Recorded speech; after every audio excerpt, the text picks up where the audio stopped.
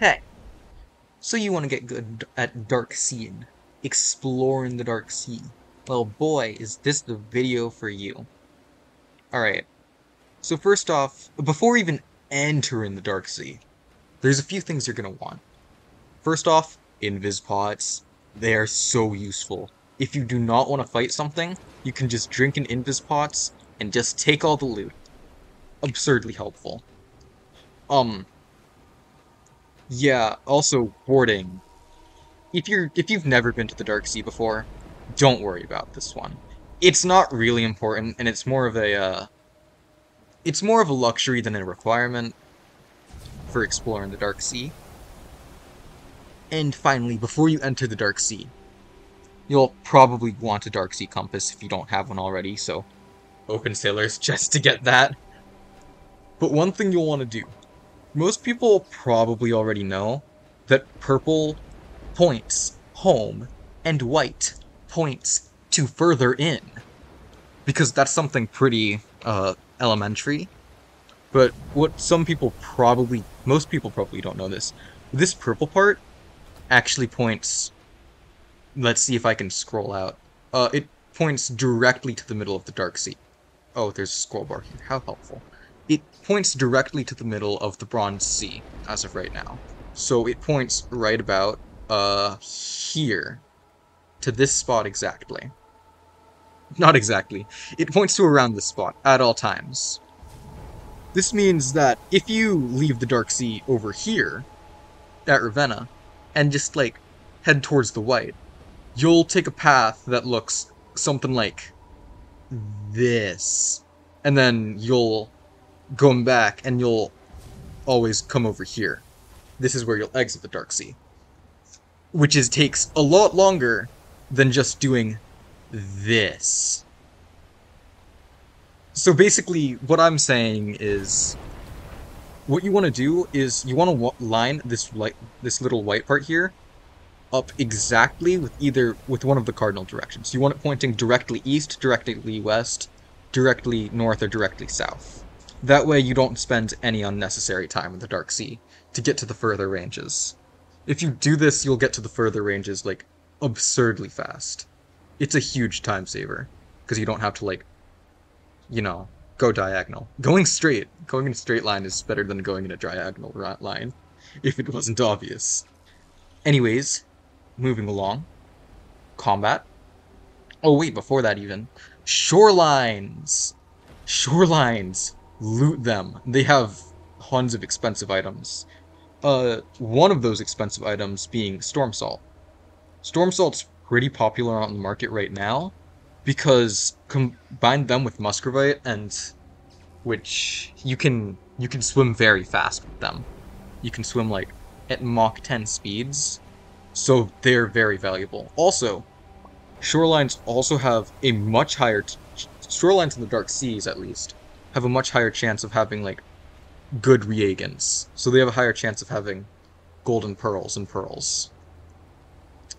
They also have some pretty cool potion ingredients, but who cares about that? Anyways, combat time. Is there one in here? No. I'm currently looking for an Atlantean. If there isn't one in here, that would be very sad. There is not one on this island. That is unfortunate. Please, is there one in here? Pretty please? Nope. Okay. I should have checked this island beforehand. But, yeah, you can grab dark sealed chests 2 at a time now, which is pretty cool. But, hold on. Time to cut away. Watch my brilliant editing skills as I hard cut to me finding a monstrous Atlantean. Monstrous? No, just mutated. I am not in the mood to go to the far reaches right now. Alright, hopefully there's an enemy here, but for now, I will explain. What was I gonna do? Right. Height, build, stats. What stats should you bring into the Dark Sea? What should your stats look like? High agility. Just get 200 agility. None of your other stats matter. Literally none of them. Alright. Why this is, though. Okay, if you didn't know, with 200 agility, you get an instant teleport jump. And while on the walls, this teleports you straight up. While if you don't have 200 agility, this would instead you'd go bounce off the wall. You see, the key difference here is that if you bounce off the wall, you don't gain any height from this. Like, you barely gain any height. Like, I am barely climbing this, and it's not infinite. I will eventually run out of stamina and just fall. But, if I do have 200 agility, I instantaneously climb. I could do that infinitely because it would just cost a bit of health, but I could theoretically do this infinitely. None of your other stats matter because Dark Sea enemies are easy. Dark Sea enemies are easy if you have agility. Now, please. There we go. Alright. Cool. There is an Atlantean in here. Now, no matter what class you are, just grab a bow. I don't care what class you are, grab a bow. Trust me, you're gonna want one. I mean, you could always just drink an invis pot and grab the loot. But like, say you want their drops. Say you want that sweet, sweet shark fin. This applies to all Atlanteans, by the way, because they're all big and slow. Dip. The answer is just dip. Oh wait, hold on. You can't attack them through walls anymore, which is kind of cringe. So you're gonna have to first lure them out of their little hidey hole. Now that we've done that, we can just dash over here. This is annoying because he's a mage, and they're the only ones with range. Luckily, they don't actually have that much range, and they can't outrange a bow. And anything they have that can outrange a bow, like Blast, travels pretty slow. That looked a lot Okay, maybe I need a little more distance. The reason I don't like getting hit by Atlanteans is because there are a ton of Atlanteans. Most Atlanteans can and will just one-shot you if you're in the far reaches. Come on, don't be shy, Mr. Magoo. Get over it. I am terrible at aiming. It's fine though. Okay, I'm just getting wailed on. To be fair, I'm being a lot less careful, because I know he's not going to one-shot me.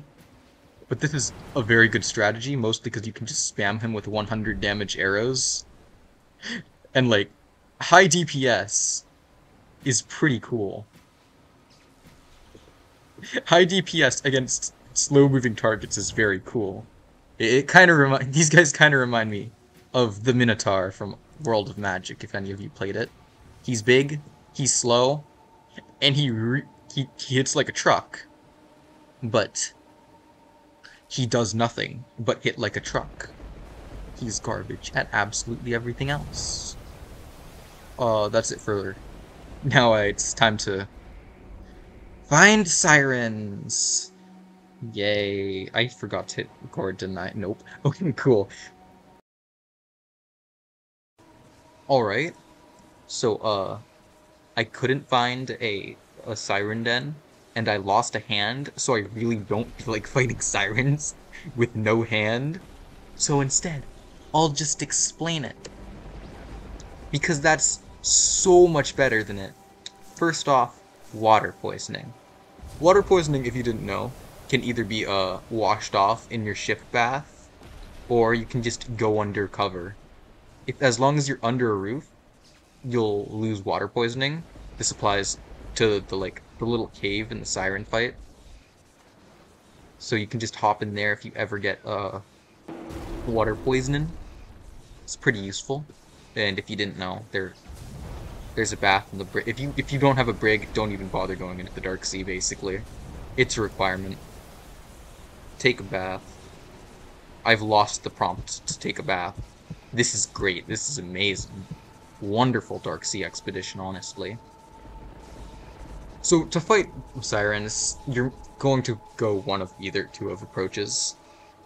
You either spam them with long-ranged moves like Beam, or you just get up and personal. Just wait until there's usually what's it called? Alright. on top of Siren Rocks, there are usually one or two protrusions. Like, is there anything here that would be a good substitute for it? No. Alright, let's...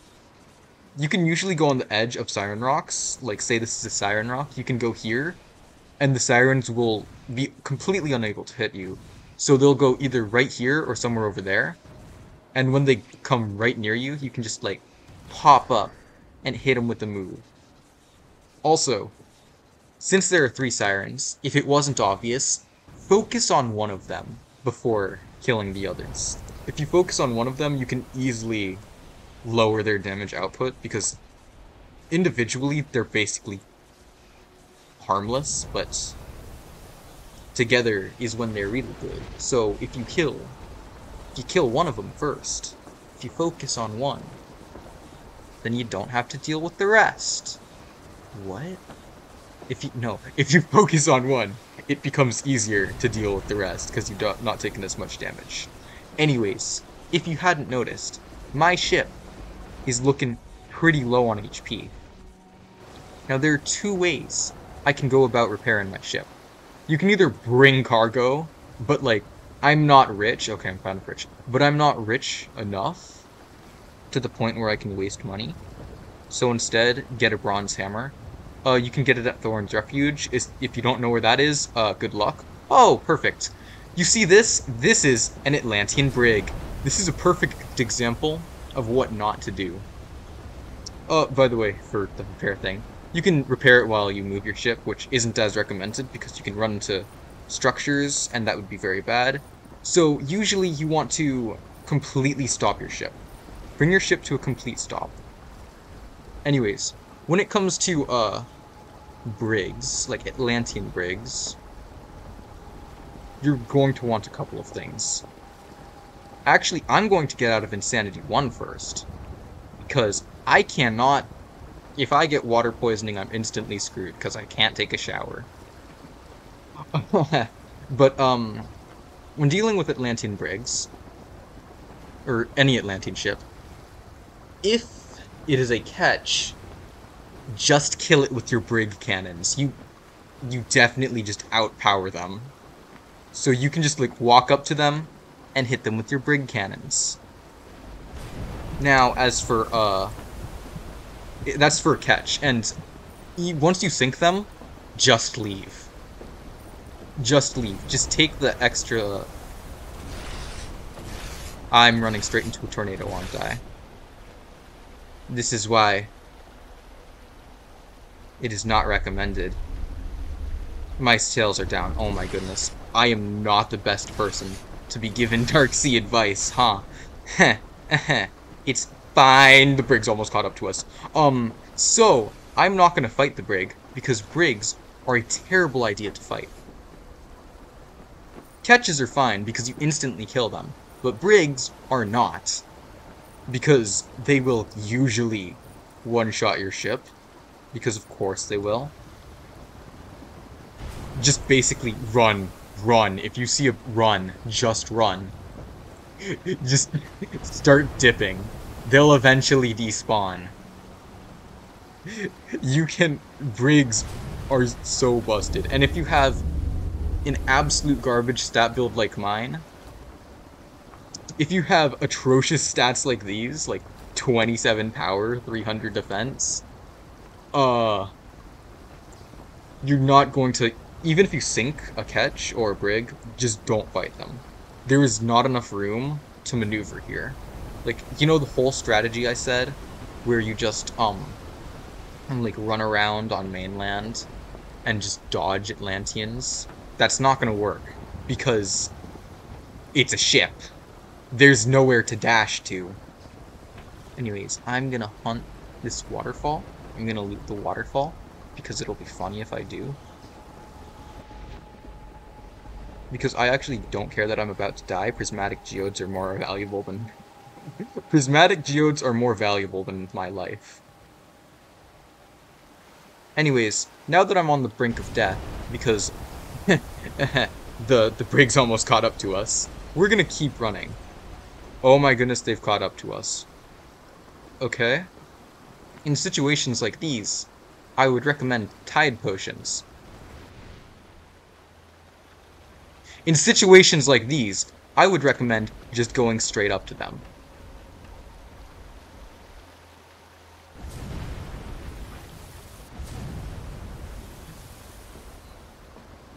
Because if you aggro them and you're on mainland, it's very easy to kill them. Because, you know what I said about ships not applying? The whole combat thing? Not applying? Because they're on ships? Well, yeah, now I have the advantage because we are no longer on ships.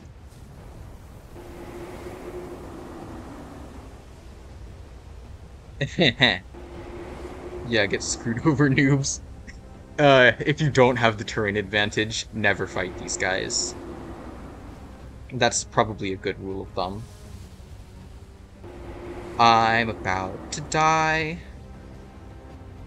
Well, anyways, that's it for this video. Yeah. Just don't engage with brigs.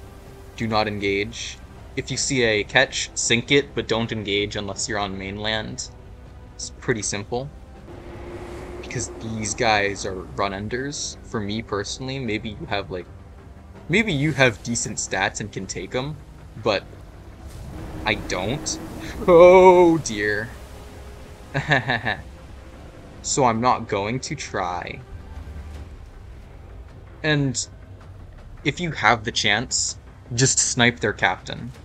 Snipe either their captain or their sub-captain, because that'll completely immobilize the ship, and will secure you away back home. Anyways, that's it for this video. See ya, nons.